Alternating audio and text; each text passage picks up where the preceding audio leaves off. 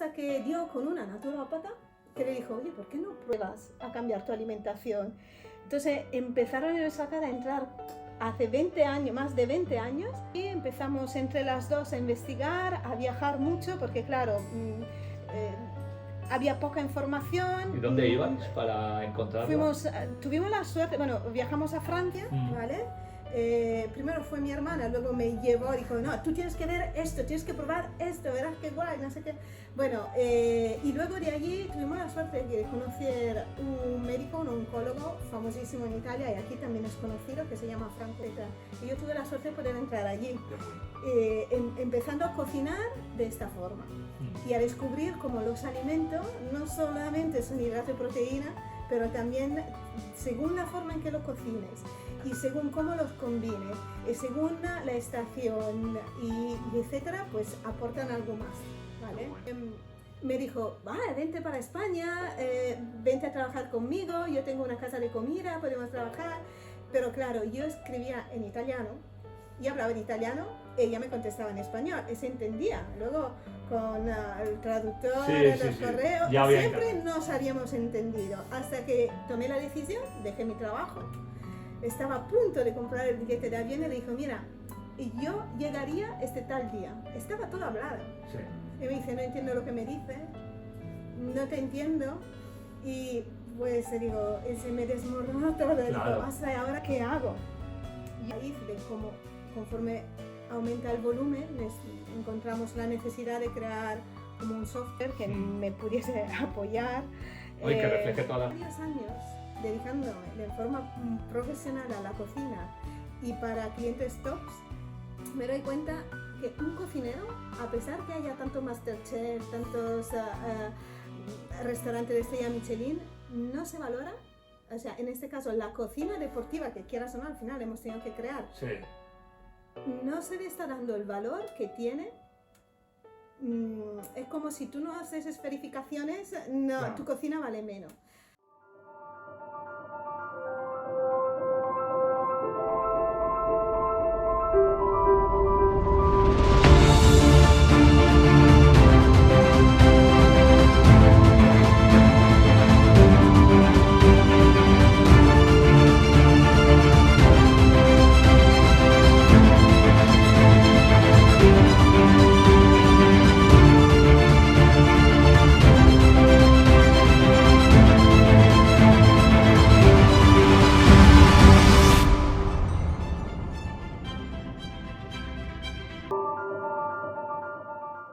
¿Qué tal, amigos y amigas? Bienvenidos y bienvenidas a este podcast de Mio Bio Sport llamado El Vestuario, donde hacemos visible lo invisible a través del deporte y, como sabéis, soy Emanuela Gornati.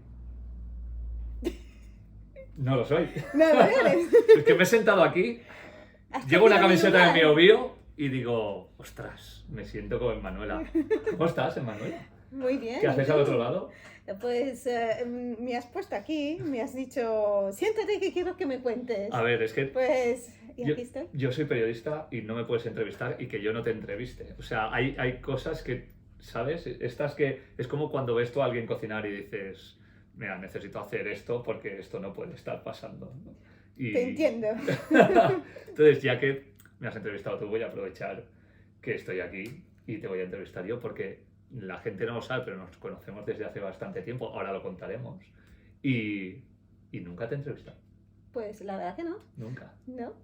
Así que ya va tocando. Pues mira, ¿qué me quieres preguntar? Te quiero preguntar sobre qué te parece el acelerador de hadrones en Suiza. Esto no lo sabes Creo muy bien, que ¿no? esto no es mucho Vale, mi no te tema. preocupes. Yo creo que podremos hablar de nutrición. Yo debo decir que tengo la suerte de probar la comida de Mio Bio habitualmente.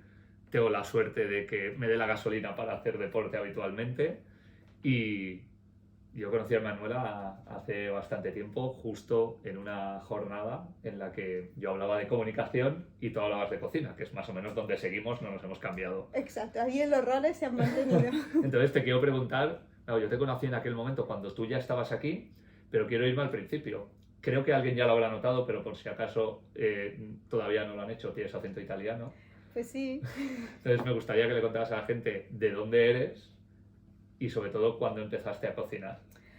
Vale, nunca lo he contado, creo, bueno, soy italiana, esto casi todo el Esto mundo yo lo creo sabe, que- es bastante evidente, aunque a veces me dicen, no te pillo el acento, porque, bueno, al final llevo 15 años en Valencia y... Acento valenciano no tienes, No te debo tengo, decir, sinceramente, no lo entiendo al 100% el valenciano todavía, después de 15 años, o sea, pero, bueno, yo nací en Milán, eh, cosas de la vida, nunca, en realidad nunca me ha traído la cocina cuando era pequeña porque era algo tan común, tan habitual.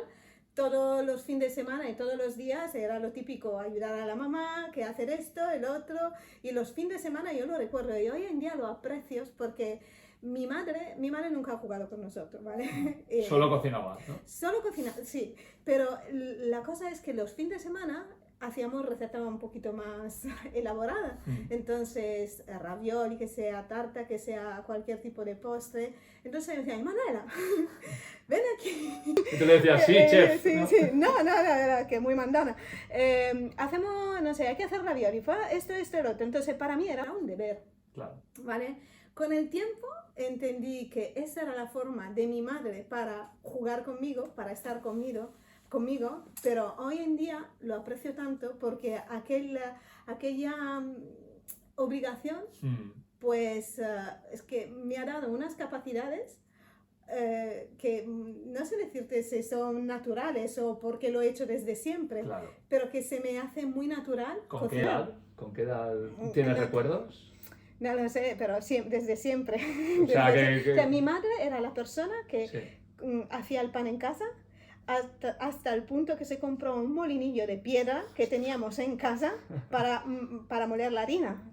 La obsesión que Sí, tenía sí, con sí, la sí. cocina, obsesión. No. Mi madre es del sur de Italia, mi padre es del norte. Buah. Se conocieron, luego, bueno, yo nací en Bueno, Milán. y como siempre te vas a vivir donde está la mujer y no donde está el marido, ¿no? Pues lo contrario, se vinieron a vivir a Sí, se Milán, vino ella se vino a ella, Milán, ¿no? sí. Pero bueno, las raíces del sur de esa Claro. famosa cocina italiana son más del sur, aunque en el norte hay obviamente una buena cocina. Y yo tenía los dos ejemplos. Mi madre, de muy improvisar, en un plis-plas te sacaba una comida para 15 personas, muy creativa, le daba solución a todo. Y esto, el ver hacerlo en ella, a mí me ha servido mucho, me ha salvado la vida en muchas ocasiones en mi trabajo, porque me despertó a mí la capacidad de, me falta esto, pues lo sustituyo con esto. Claro. Que luego es un poco el secreto de mi especialización, ¿eh? Porque luego te lo contaré, pero mi arte está en sustituir cosas y hacer cosas diferentes. Fantástico. Pero por el otro lado tenía mi tía del norte de Italia, muy seria, muy precisa. Ella era de balanza, todo pesado al milímetro, pero te sacaba unos resultados increíbles. Entonces he tenido un poco estas dos vivencias. De estas experiencias yo he salido más con esa capacidad creativa de solucionar una comida o una cena. Sí. Y mi hermana, con la cual empezó todo, pues es la que creo que más se parece a mi tía. Y esta pasión por la cocina, pues nada más, fue una necesidad, porque yo empecé a independizarme muy pronto, porque al final, bueno, por situaciones familiares, me independicé muy pronto, con 20 años, ya vivíamos sola, pero vivía yo con mi hermana, ¿vale? Yo soy la mayor. ¿Y quién cocinaba en casa? Pues las dos, porque era muy normal. ¿Pero era diferente cuando cocinabas tú y cuando cocinaba ella? ¿O no lo recuerdas eso? No lo recuerdo, pero sí que recuerdo que mi hermana era mucho más detallista, mucho más que si no tenía la balanza no podía hacer una receta, si le faltaba un ingrediente esperaba tenerlo, yo no. Y tú tirabas lo que había y se iba haciendo, ¿no? Sí, de hecho me gustaba mucho experimentar. Yo creo que es lo que más me encanta hacer, experimentar desde lo que tengo, crear cosas, ¿vale? Pero hubo una anécdota que, bueno, fue lo que me hizo empezar a apasionar un poco a la cocina. Es que, claro, nosotros vivíamos juntas, nos cocinábamos, pero mi hermana no estaba bien de salud. Entonces tenía varios problemas que no sabía solucionar, migrañas muy fuertes, dolores por todas partes. te hablo de hace más de 20 años, en aquella época pues se hizo todas las analíticas posibles, pero no había nada. Ya. Hasta que dio con una naturópata que le dijo, oye, ¿por qué no pruebas a cambiar tu alimentación? Entonces empezaron en esa cara a entrar hace 20 años, más de 20 años, cosas como mijo, trigo sarraceno, quinoa, que hoy en día son muy conocidos, Pero sería difícil de encontrar. Muy incluso, difícil ¿no? de encontrar. Claro. Y luego la primera cosa que le dijeron, mira, elimina el azúcar, etcétera, etcétera. Entonces yo digo, ¿pero qué vamos a comer? Y mi hermana, pues mira, me han dado esta lista. Iba a hacer la compra en una tienda específica. Vale. En aquella época vivíamos en Génova. Sí. Son las mis dos ciudades en Italia donde he vivido. Era una tienda pequeñita que estaba en un barrio perdido de la ciudad y carísimo, Claro. carísimo. Y decía, mira, tengo que comprar esto, claro. Y no había internet todavía. O sea que, bueno, empezaba, pero no era Claro. lo común de entro en internet y veo, me busco una receta. Claro. No había libros sobre esto. Cocina el mijo. La primera vez que lo cocina te sale un potingue que dice esto es polenta, ¿qué es esto? Ni Comida siquiera en de la propia pájaro. tienda os podrían explicar No. cómo cocinarlo, ¿no? No, Os lo no. vendían, pero Exacto. ellos no tenían No capacidad tenían ni idea. de Y cocinar. tampoco había mucha idea. Bueno, luego me empecé a investigar, etcétera. Sí que es verdad, el mijo no se conocía mucho, pero lo que era la cebada, lo que era la espelta, etcétera, en Italia siempre se han comido. Entonces, estos cereales sí que sabíamos cómo hacerlo. De hecho, mi madre cuando era muy pequeña nos lo hacía. Pero otras cosas era más complicado y el reto era quítate el azúcar. Yo que crecí con el vasito de Nutella en la mano, Sí. ¿vale? Entonces, primera cosa fue, vamos a experimentar, a crear. Nos han dicho que este endulzante es mejor que el otro, pasamos al cacao puro y nos creamos nuestra primera nocilla. Lo primero que hicimos, ¿vale? Me parece importantísimo. Entonces, o sea, en esos casos lo que hay que buscar es la Claro. primera motivación que te lleve a comer algo así. ¿no? Exactamente. Y luego allí empezamos entre las dos a investigar, a viajar mucho, porque claro, había poca información. ¿Y dónde ibais para encontrarla? Tuvimos la suerte, bueno, viajamos a Francia, ¿vale? Primero fue mi hermana, luego me llevó y dijo, no, tú tienes que ver esto, tienes que probar esto, verás qué guay, no sé qué. Bueno, y luego de allí tuvimos la suerte de conocer un médico, un oncólogo famosísimo en Italia y aquí también es conocido, que se llama Franco Berrino, una persona estupenda, que él tenía un proyecto en Italia que se llamaba el Proyecto Diana y estaba investigando de cómo la alimentación afectaba las mujeres con cáncer de pecho, ¿no? Sí. Entonces tenía como dos planes alimenticios nutricionales donde variaba, creo que variaba la cantidad, el porcentaje de proteína, pero la investigación principal era sustituir ciertos alimentos, cambiar... Así que ahí empieza todo. Ahí empieza todo. Yo lo conocí, me fasciné, tanto él como su mujer, que hoy en día lamentablemente ya no está, y coincidió que cuando los conocí también yo me mudé otra vez a Milán por cuestiones de trabajo y quería conocer más. Entonces, pues él tenía este centro donde era un centro donde se cocinaba cada día para 80, 100 mujeres. Entonces, donde él formaba personas, dando clases, etc. Y yo tuve la suerte de poder entrar allí. Qué bueno. Empezando a cocinar de esta forma y a descubrir cómo los alimentos no solamente son hidratos y proteínas, pero también según la forma en que los cocines y según cómo los combines, y según la estación y etcétera, pues aportan algo más, ¿vale? Qué bueno. Y allí empezó todo, mi pasión. Pero fue solo, perdona que te No, interrumpa, por favor, porque acaba. fue solamente cuando yo estaba viviendo en Milán, estaba, bueno, he viajado mucho donde me informaba, etcétera, para conocer más sobre este tipo de cocina que estaba empezando. Fue solamente cuando decidí que Milán ya no era mi sitio, porque yo trabajaba en la moda, era un ambiente muy frío, muy vacío para mí, yo buscaba algo más. Fue cuando en estos lugares, con estas personas, vi que me encantaba la cocina y sobre todo me encantaba experimentar y crear cosas nuevas. Tú quítame todos los ingredientes, déjame 4, a ver qué soy capaz de hacer. Fue justo cuando decidí venir a España y cambiar mi vida. Eso te lo voy a preguntar ahora, pero antes te voy a hacer un inciso porque me has dicho muchas cosas, pero hay una de la que no se suele hablar. ¿qué se comía en la moda? Aparte de casi nada, pero quiero decir, tú estabas en un momento en el sitio más top de moda del mundo, que es Milán, Trabajaba por con una gente empresa top. para una empresa de altísimo nivel, rodeada de modelos masculinos y femeninos, que siempre tienen que tener una imagen determinada. ¿Qué se cocina para esas personas en aquel momento? Yo no lo veía. Ya. En este caso no lo veía, porque yo estaba más en el backstage. Entonces, lo que veía era la obsesión que había.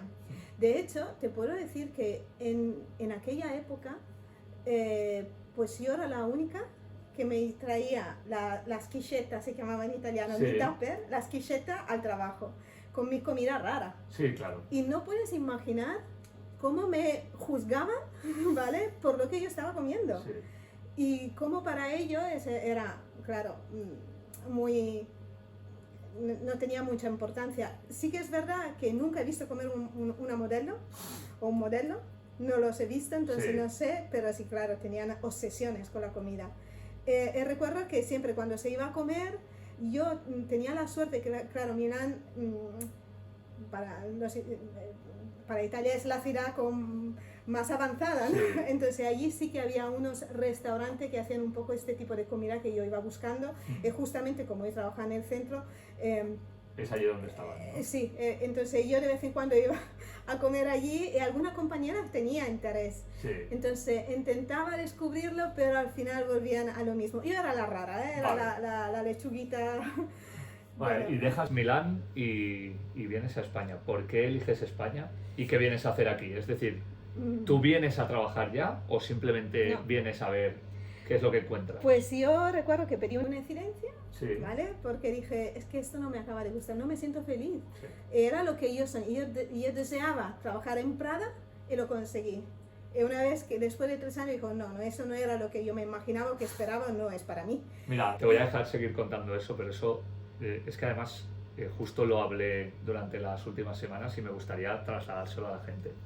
Hay mucha gente que sueña con trabajar en un sitio y cuando llega se da cuenta de que no es su sitio. Y pasa muchas veces porque idealizamos un lugar y un trabajo y cuando llegamos allí nos damos cuenta que en todas partes hay problemas, ¿no? Entonces, tú lo has descrito perfectamente. Para alguien de Milán, trabajar en Prada era el culmen y hubo un momento, tú te fuiste a los 3 años, pero estoy seguro de que hubo un momento mucho antes en el que ya sabías que te querías ir.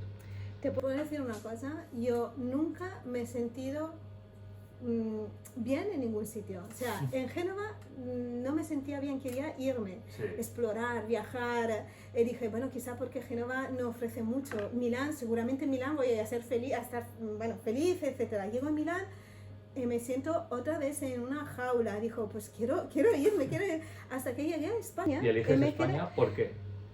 No te lo sé decir. Bueno, no, en realidad hay muchas razones, pero yo antes de venir Las a que puedas España, contar, por la que favor. puedo contar. Antes Porque de la que venir no a puedas España, contar en la última pregunta sobre lo invisible lo vas a tener lo que vamos hacer. a contar, Sí, vale. sí, sí. Antes de venir a España era verano. Yo sé que fui a Portugal, ¿vale? Allí fui a trabajar en un sitio, donde se hacía comida macrobiótica en aquel momento, etcétera, y tuve la oportunidad de conocer personas estupendas y gente de Valencia. Y yo recuerdo que decía, es que yo quiero dedicarme a la cocina, es que esto me gusta mucho.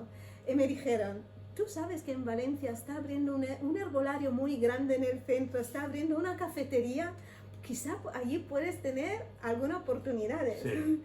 Y bueno, pero sabes que no le da caso. En realidad, en este sitio, claro, yo allí estaba trabajando, entonces he conocido a varias personas. Y hubo una mujer de San Sebastián, no lo olvidaré nunca, porque esa sensación me afectó, pero fue para bien, ¿sabes? Sí. Cuando dice, no todo lo malo viene, que no sé cómo se dice en español, Sí. pero bueno. Me dijo, vale, vente para España, vente a trabajar conmigo, yo tengo una casa de comida, podemos trabajar.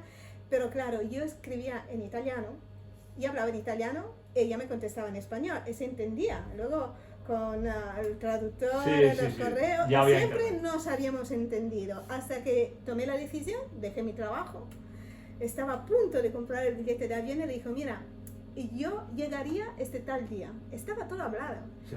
Y me dice, no entiendo lo que me dice, no te entiendo, y pues digo, y se me desmoronó todo, Claro. digo, hasta ahora qué hago. Yo había dejado mi trabajo, la idea de venir a España me entusiasmaba. Sí. Porque, no sé, me entusiasmaba. No había estado nunca en España.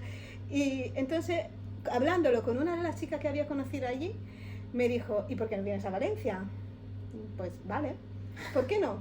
Y si no, siempre puedo volver atrás, Claro. estamos cerca. Bueno, la cuestión, no te lo creerás, me vais a matar todos, pero yo no sabía ni siquiera dónde estaba Valencia en el mapa. Bueno. Te lo juro. Te lo juro. No pasa nada, le pasa a Barcelona, mucha gente, ¿eh? Madrid, Sevilla, Granada, San Sebastián, pero Valencia, ¿te lo puedes creer? Valencia hubo un tiempo en el que no estaba en los mapas. No es que no estuviera físicamente, sino que no había hecho el trabajo que luego sí que hizo Sí, para que la porque gente ahora- supiera dónde estaba. Ahora, pues Valencia rompe récords de Sí. viajeros en su aeropuerto Sí, y viene sí. gente de todo el mundo. Y muchos italianos también. Mucho italiano ha habido siempre, eso te lo puedo decir. Yo tengo amigos prácticamente de todas las regiones. Pero es verdad que es entendible y mucha gente no lo piensa así, pero la realidad es que tú hablas de Granada, que es un sitio maravilloso, pero que tampoco es el lugar principal al que viene la gente de fuera. Ujú. Sin embargo, muchísima gente conoce mucho más Granada o conocía mucho más Granada que Valencia. Pero aterrizas en Valencia. Aterricé sin en Valencia nada. sin nada, sin ideas. Pero, bueno, yo creo, ahora mirando atrás, dice, es que estaba todo escrito. Aquí tenía que venir, aquí Claro. tenía que llegar, aquí tenía que conocer a la persona que conocí y aquí también tenía el amor que me estaba esperando.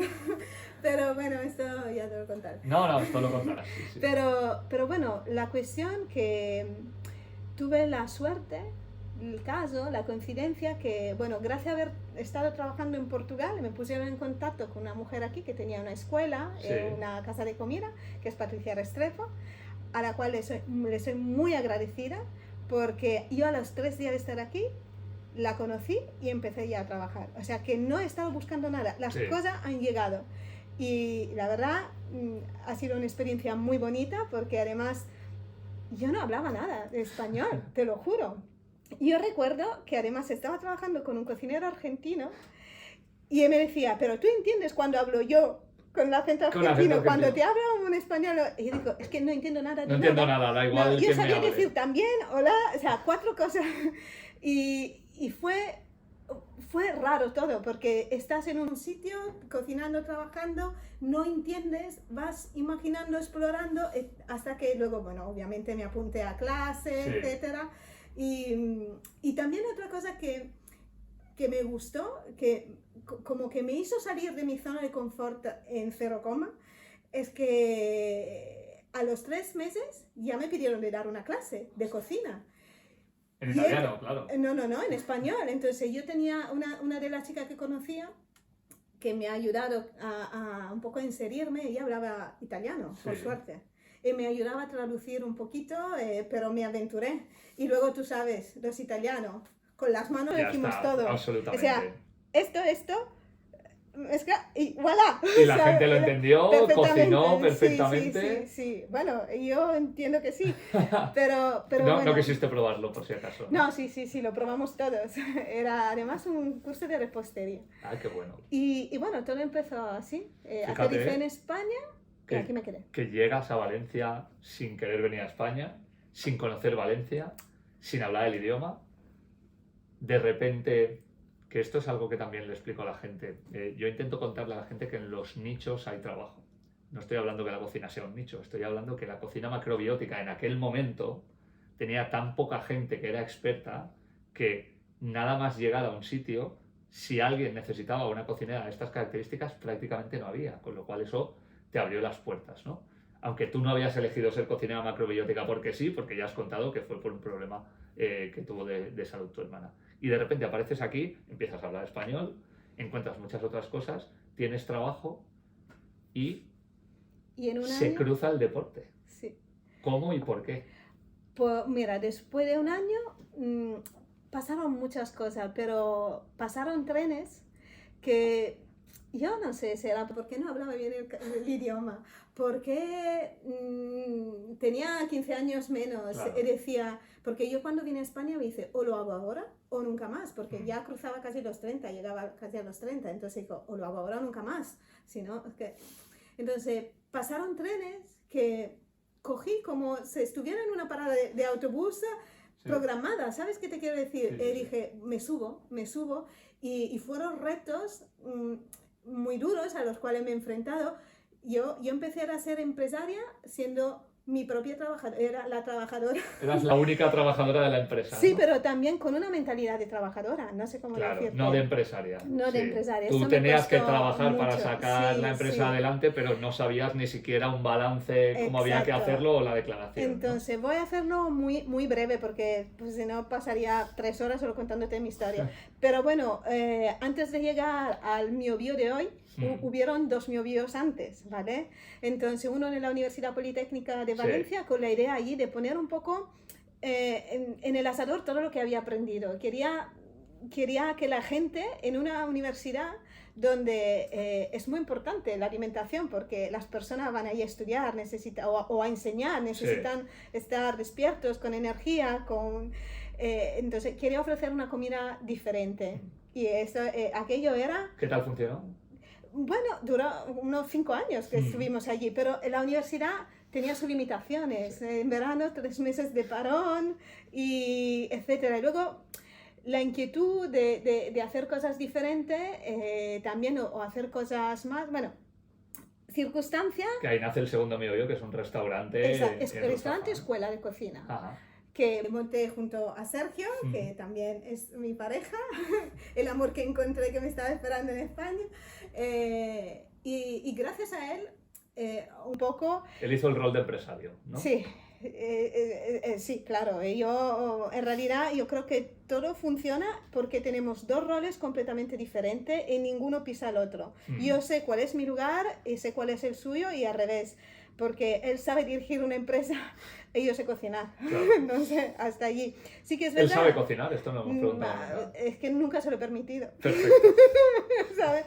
En casa no. Esto es muy de mamá italiana, ¿eh? Sí, no. O sea, no, la cocina es... el hombre no cocina y... No sé si es... Bueno, mi hermano cocina muy bien y mi padre ¿sí? cocinaba muchas veces, bueno, ¿Y porque mis padres se separaron y cuando estaba con mi padre cocinaba súper bien. Entonces, los hombres también cocinan. Pero bueno, yo nunca lo he dejado, menos en 2 ocasiones que estaba un poco pochita y al final digo, mira, las rendas las tomo yo. Me voy a tomar un paracetamol. Malo, es porque soy muy especial yo con la comida. Sí, los que te conocemos lo sabemos. Sí. De hecho, la gente no sabe que cuando hay que hacer comidas conjuntas de gente que nos conocemos y quedamos con Emanuela, tiene que haber un listado previo de restaurantes donde ella pueda ver los platos y si hay más de 3 platos que le convencen podemos ir el resto, si no, no se puede ir. Esto es algo que la gente no sabe. Sí. Lo digo por si alguien quiere invitarte a comer o a cenar. Que diga bien, porque ¿dónde sí, vamos? Pues que sepa que no va a poder invitarte donde quieras, sino donde tú quieras. Donde haya mucho verde también, para mí es importante. Pero bueno, la cosa es que, hacémosla muy corta, en este segundo miobío, el modelo de negocio era completamente diferente, era un tipo de comida al peso, con una escuela de cocina también, donde yo allí pude dar muchas clases de cocina, etcétera, una parte que me gustó muchísimo. Y te conviertes en formadora, que es algo que ahora también haces. Sí, también hago a otro nivel para otras personas, pero sí, sigo haciendo. Y fue como tu entrenamiento, ¿no? En la formación. Yo también en la universidad siempre daba clase. Okay. Sí, o sea, que llevo como 15 años dando clases de cocina, enseñando a cocinar a las personas. Y bueno, yo lo que allí fue que destacó fue que nosotros teníamos un modelo diferente, que era la comida al peso, y en un buffet. Entonces, esto hizo que los deportistas pudieran seleccionar y combinar mejor sus comidas en función de lo que necesitaban, tanto estaban compitiendo como entrenando, etcétera. Y de hecho hicimos un proyecto muy bonito con una triatleta que lo seguimos en su etapa de alimentación, etcétera. Pero quieras o no, esta forma de comida atrajo diferentes deportistas. Y también nos hicieron un reportaje en la televisión española, etcétera. ¿Cómo se llama el programa? El directo. España Directo. España en directo, España exacto. Directo. Bueno, quieras o no, esto trajo la atención de un nutricionista de un club de fútbol que decía, mira, pasa esto, que nosotros elaboramos planes por lo mejor, aunque lo hagamos lo mejor posible, luego ¿qué ocurre? El jugador llega a casa, se lo da al chef, a la madre, a la mujer y no se cumplen. Claro. Entonces vimos que había ciertas carencias, ¿no? A la hora de ejecutar un plan, por desconocimiento o porque al final, quieras o no, llegas a casa después de entrenar 3 horas y no quieres cocinar. No, ese es un deportista de élite, tiene seguramente alguien que le cocina. Exactamente. Pero esta persona, quizá cualquier cocinero, tiene su propio ego de cocinero, lo que quiere es que tú me digas que esto está bueno. Claro. Y si no te gusta el brócoli, jamás te lo voy a poner. Para cuanto nutricionista quiera que tú lo comas. Claro. Entonces, quieras o no, allí empezamos a, también coincidió con la pandemia, etcétera, a centralizar el servicio de cocina y ejecutar los planes nutricionales, pero teniendo en cuenta el gusto del jugador. Claro. Y esto que supuso es poder adaptar las recetas, ¿vale? Y aquí viene lo que te decía antes, según los gustos del jugador, pero teniendo en cuenta todos los parámetros que son muy importantes en un plan nutricional de un deportista de alto nivel. Que es cuando cambias los ingredientes, pues si no le gusta el brócoli le pones algo que tiene el mismo componente nutricional, pero que sí que le gusta. O no. Yo hago algo diferente. ¿No? Haces crema de brócoli para los espaguetis, eso lo he probado. Sí. Hemos utilizado ciertas técnicas que hay bueno, más moderna, como puede ser el food pairing o la experiencia también, como te decía, en probar, experimentar mucho, donde lo que hice simplemente fue, ¿cómo puedo hacer que este brócoli se transforme en un plato diferente que sea más delicioso? Entonces, ¿con qué combina bien? ¿Qué combinaciones puedo crear? ¿Cómo puedo destructurarlo de alguna forma? Sí. Entonces, allí se puede crear pesto de brócoli, se pueden crear croquetas, donde se añaden otros ingredientes que sí que gustan, con textura diferente, o cocinándolo simplemente de una forma diferente, ya esto hace mucho. Y allí, pues nada, un poco empezó... O sea, que es como dar de comer a niños. Al final, totalmente, porque totalmente. Ahora mismo mi obvio trabaja con muchísimos deportistas de élite y con muchísimos equipos, con deportistas de élite con alimentación personalizada diaria y con deportistas que forman parte de un conjunto con buffets que llegan después de los partidos. Tú, el sábado y el domingo, ¿cómo es posible que no te explote la cabeza pensando en todas las recetas que tienes que meter para que todo el mundo esté contento con lo que va a comer esa semana? Me ha explotado, cómo se me ha explotado, pero sí que es verdad que a raíz de conforme aumenta el volumen, encontramos la necesidad de crear como un software que me pudiese apoyar. Y que refleje todas las recetas que has hecho en todos estos años, ¿no? Recoger esta receta, automatizarla, que de una forma, de manera automática, pudiese ayudarme a generar estos menús, partiendo siempre con las recetas que yo he creado y con la variable que vamos introduciendo tanto por parte del nutricionista como del jugador. Claro. Que son pesos, nutrientes, ingredientes que le gustan, los que no le gustan pero que hay que poner, ¿no? Exacto, y así, quieras o no, esto me facilita mucho más el trabajo. Obviamente siempre hay que humanizarlo porque todo tiene su proceso, pero quieras o no, ya me ayuda a seleccionar y esto es una ayuda. ¿Cuál es la receta más rara que recuerdas que hayas tenido que hacer para un deportista porque le guste algo tan específico que no haya forma de que se lo coma de otra manera? Pues mira, más rara no me piden. Las peticiones raras son que, por ejemplo, escucha esto para mí es lo más raro, unos espaguetis, unos tallarines al wok con verdura, donde me piden que la verdura se triture. Es que yo no lo consigo. Para que no la vean. Para que no se vea. Esto es muy infantil, efectivamente, en el sí. sentido, sin quitar nada, porque los gustos siempre Claro, son los gustos. gustos, Pero yo entiendo, pero es que pierde toda su gracia. claro. Pero si esta es la forma en que se lo come, por supuesto que lo hacemos. Aunque yo no lo pueda entender. Sí. Aunque yo soy más de textura, de ver los colores, etcétera. Porque claro, cuando tú trituras todas las verduras, el color a mí me echa para O atrás. sea, a ti no te gusta de inicio, pero esa No, persona se pero lo come sí, y le sirve. y es importante. Porque si de esta forma le gusta, se lo come, genial. Entonces, peticiones como me gusta todo menos un ingrediente, entonces, Sí, bueno, pero me hay gusta muchas... todo menos un ingrediente, pero tu nutricionista te dice, es que lo tiene que tomar porque esto le da algo específico. Pues, Esa pelea, ¿cómo la gestionáis? Esto pasa con la remolacha. Es un ingrediente que a los A mí me encanta. nutricionistas, pues tienes suerte. Sí. Es un ingrediente que a los nutricionistas les gusta mucho, Mm. pero efectivamente A los tiene más deportistas no. rechazo. Entonces, mira, en uno de los cursos que imparto, además me pidieron, era un curso de gastronomía deportiva, es un curso de gastronomía deportiva que ya se ha realizado en varias ediciones, y allí me pidieron de generar una receta para postpartido, recovery, que llevara la remolacha, pero de hacerla atractiva. Y claro, ese es un desafío.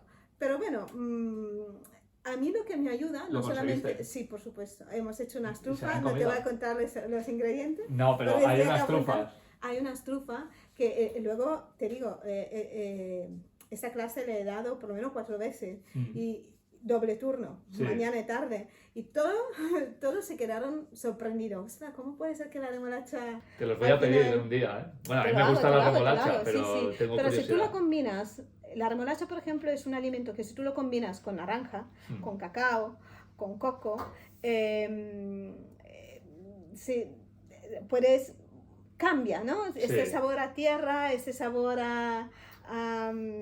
sí, más a tierra, ¿no? Sí, más fuerte que tiene, pues lo camuflamos, lo rebajamos. Y así sale una trufa que tú no sabes que lleva remolacha. Perfecto. Te van a encantar. Perfecto. Te voy a hacer 2 preguntas antes de finalizar. La primera es, hemos hablado del Miobío español, pero hay un Miobío que está traspasando fronteras. Hay un equipo como el Watford que no solo os ha pedido que trabajéis con ellos, sino que tú instruyas a la gente que va a cocinar allí. Hay varios proyectos en diversas zonas de Europa, en Italia, por supuesto también. Y te quiero preguntar si en España hay una cierta cultura culinaria, aunque vienen jugadores de todas partes y muchas veces cocinas para estadounidenses, que no es lo mismo que hacerlo para italianos o españoles. ¿Cómo es cocinar en un país donde la cultura de cocina no es tan potente como la nuestra? Porque Inglaterra sí tiene restaurantes de estrella Michelin como todo el mundo, pero no, la gente no va a Londres a comer. La gente va a ver museos o a ver a la reina cuando estaba viva, pero a comer específicamente no va demasiado. ¿Cómo es esa experiencia en la que también casi tienes que cambiar una filosofía de vida? Y no solo, tienes que luchar con el chef ejecutivo del club, que es un hombre en este caso más mayor, casi fan del fish and chips, ¿no? Sí, del bacon. Es un reto, pero mira, hay una cosa que para mí, ahora te contesto, pero antes me gustaría comentarte algo que después de varios años dedicándome de forma profesional a la cocina y para clientes tops, me doy cuenta que un cocinero, a pesar que haya tanto Masterchef, tantos restaurantes de estrella Michelin, no se valora. O sea, en este caso, la cocina deportiva, que quieras o no, al final hemos tenido que crear, sí. No se le está dando el valor que tiene. Es como si tú no haces esferificaciones, no. Tu cocina vale menos. Pero tú estás haciendo recetas que son sabrosas, que podrían estar en cualquier restaurante, pero que además está ayudando al alto rendimiento. Exactamente, y a veces es una doble dificultad. Es muy difícil, porque a veces parece, son recetas, ya, pero sácala. Claro. Cuando al final dice, sí, pero son recetas, ya, pero enséñala. Claro. Y que la hagan como tienen que estar hechas. Entonces, el desafío más grande ha sido transmitir esta línea roja que yo llamo, que tengo en mi cocina, que son muy simples, que es la forma de cocinar el condimento el aceite que utilizas para cocinar. Yo tengo una línea rojísima, ¿no?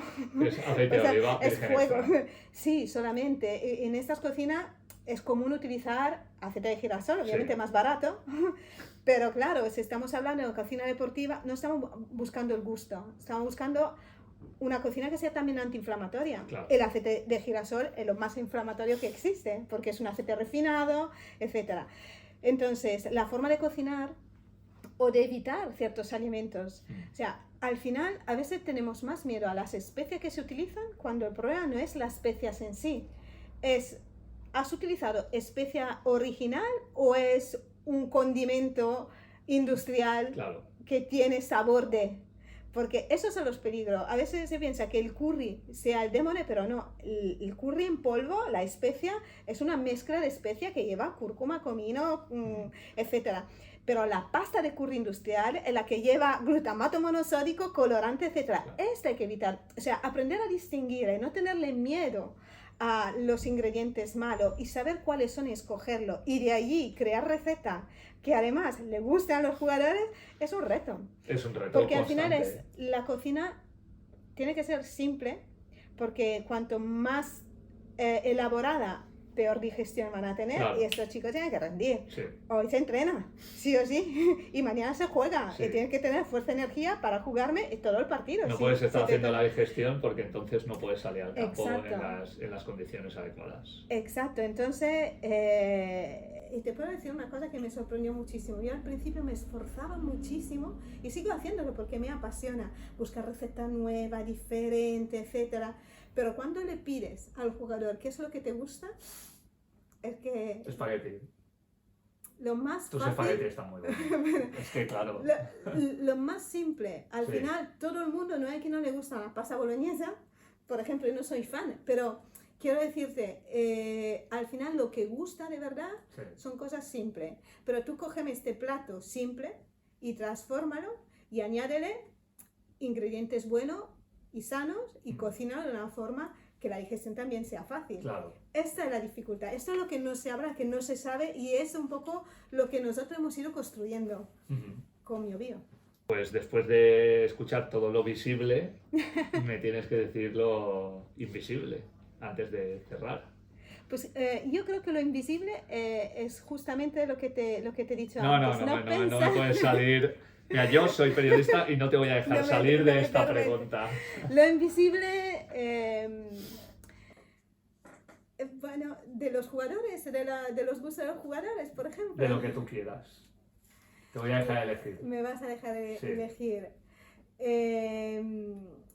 Lo invisible para mí es...